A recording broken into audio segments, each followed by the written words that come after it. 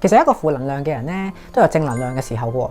如果佢喺嗰件事嘅專家，佢就會係一個正能量嘅人啦。你有冇見過一個平時成日都唉聲嘆氣，覺得自己咩都唔夠好嘅人，突然間變到哇光芒四射啊！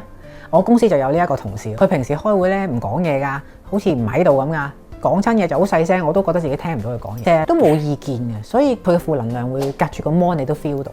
但係有一日咧，公司個網站突然間直頭成個網站唔知做咩彈，咁成個 IT 部門咧揾極都揾唔到，哇！到底咩事咧？點解會用唔到嘅咧？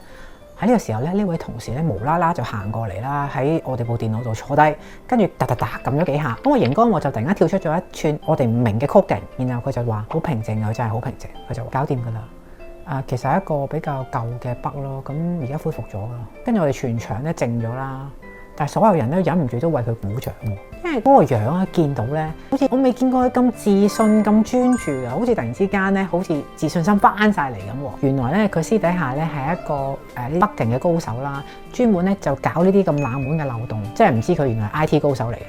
不過喺工作上咧，從來都冇人問過佢到底擅長啲乜嘢。其實每個人心裏邊咧都住咗一位無聲嘅專家。負能量咧係只係喺你才華未俾人見到嘅時候咧，就會磨蝕你啦。但係當你真正翻到自己嗰個主場，哪怕只係嗰1分鐘嘅啫，你都可以照耀咗成個空間嘅喎。